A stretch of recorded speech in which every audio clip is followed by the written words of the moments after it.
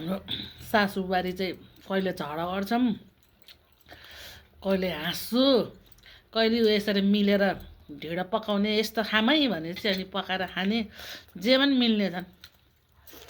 मिल्ने कुरा मिल्नुपर्छ, झगडा गर्ने बेला गर्नुपर्छ। सधैँभरि एकनास कहाँ हुन्छ र? त्यही त जस्तो आमाले आफ्नै छोरीलाई जस्तै सम्झाइराख्नुहुन्छ बेला बेलामा।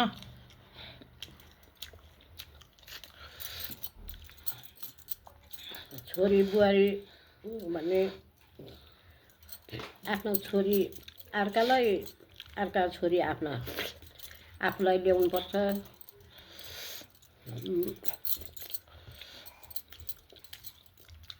कराउने रिसाउने बेला रिसाउनुपर्छ। उनीहरू पनि आमा बाउ छोडेर आएका हुन्, अनि माया गर्नुपर्छ। हेर्नु साथीहरू, मेरो त मम्मी सानैमा बितेको हो क्या। म 9 वर्ष हुँदाखेरि नै बित्नु भएको। अनि आमा बुवाको माया कस्तो भनेको चाहिँ थाहा पाएन।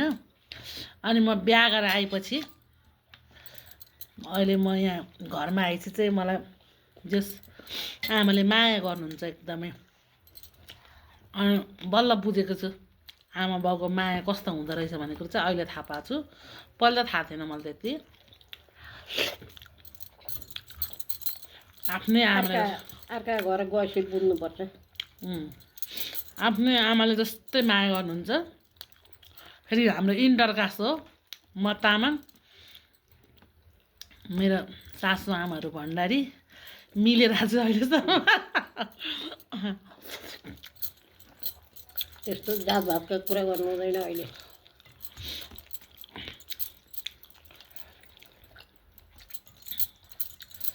जस खुसी नै छौँ अहिलेसम्म। कस्तो लागेको छ तपाईँलाई तामाङ बुहारी बिहा गरेर? मलाई राम्ररी पाला छ, हँसेला खुसेला भएर घरमा बस्छु। मलाई ठिकै छ। बुहारीले छोराले राम्रो भएर छन्।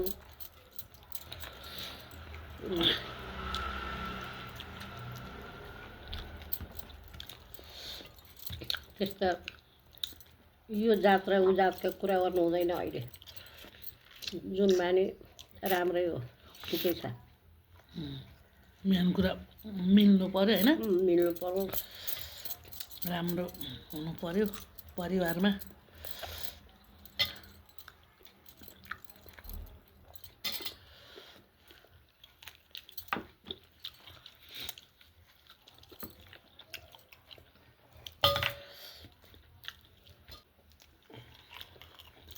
घरमा छोरी छन् भने छोरीपट्टि लाएर बुहारीलाई हेला गर्छन्।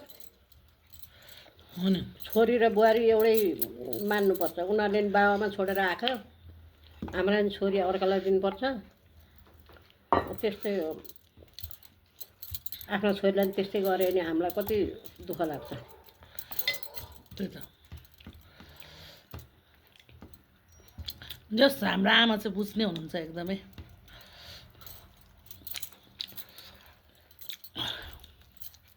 अहिलेको उसमा कहाँ यस्तो आमा पाउन गाह्रो पो छ त। कतिले त मलाई भन्नुहुन्छ तपाईँहरूको कसरी मिल्छ होला, त्यसरी इन्टर कास्ट बिहा गर्नुभएको, तपाईँ तामाङ नि भनेर मेरो साथीभाइले पनि कुरा गरिराख्नुहुन्छ क्या। अनि हाम्रो त एकदम मिल्छ, माया गर्छौँ, एकदम राम्रो हुनुहुन्छ भनेर भन्छु म। पत्याउँदैन विश्वास गर्दैन। तिम्रो माइतीपट्टिका सबैजना, तपाईँहरूको त परिवारै कस्तो राम्रो है।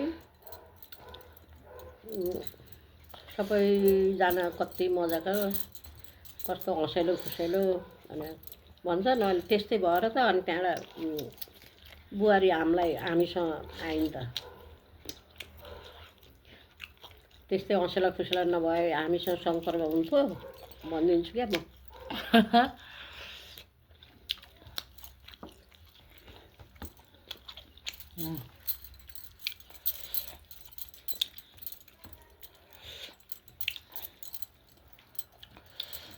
बल्ल तल एकचोटि आएको जिन्दगीमा हँसी खुसी त हुनुपर्छ नि। खान पाए नि नपाए नि रमाउने हो साथीहरू।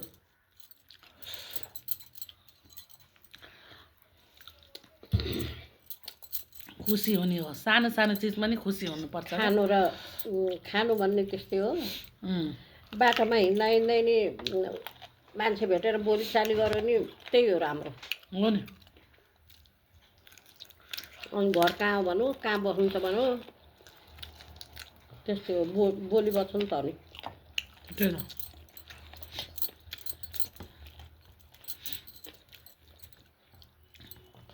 हामी त खाना खाँदा नि यसरी गफ गर्दै खाने हो, खाना खा जस्तै हुँदैन अनि।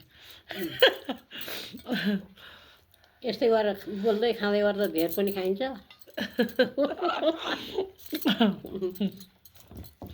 खाएकै थाहा पाउँदैन। खाएकै थाहा पाउँदैन अनि त्यसरी धेरै खाइन्छ। खल खाँदै गर गफ गर। मैले अरूले खाँदा नि के गफ गरेको भन्नु होला नि फेरि। चुप लाएर खानु, खाँदा नि गफ गर्नुपर्छ भन्छ नि त।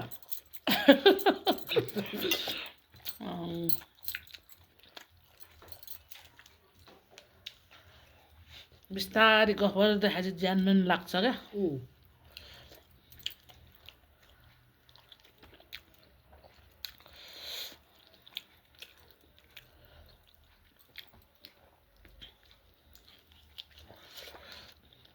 राम्रो रहेछ पिठो।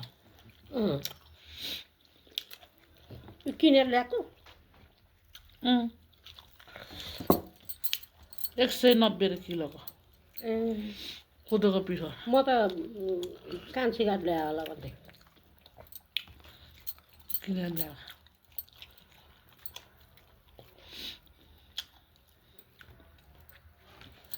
तपाईँले ल्याउनु खान।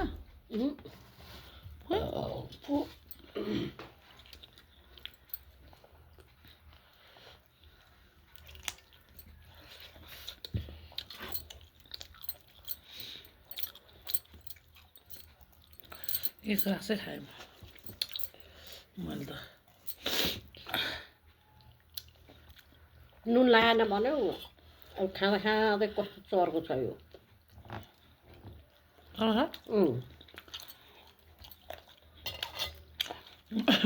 खै जिब्रो के भएको छ त हजुर, मलाई अचम्म लाग्छ हौ। बाक्लो भएर होला। कहिले त्यही नुन लाग्छ। म हाल्दिनँ रस थोरै, रस थोरै हाल्दिनँ त्यहाँको। के अचार मात्रै क्या। मलाई यति भए पुग्यो। मैले भात खाइसकेँ। अनि मासु त खान्न म। भयो यहाँ छ। यो खान्न, यहीँ पिट्ट छ। सुरिन र नुन लाग्यो थाहा पाउँदिनँ भन्छ नि।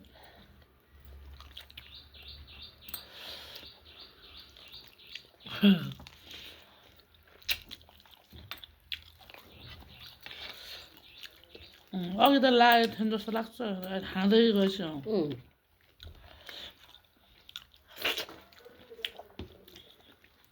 ठिकै छ अहिले त। यो नुन चर्को खाने बानी भएछ क्या।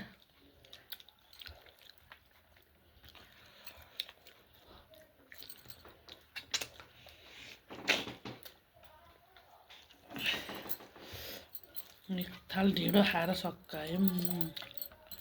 यो रस खाने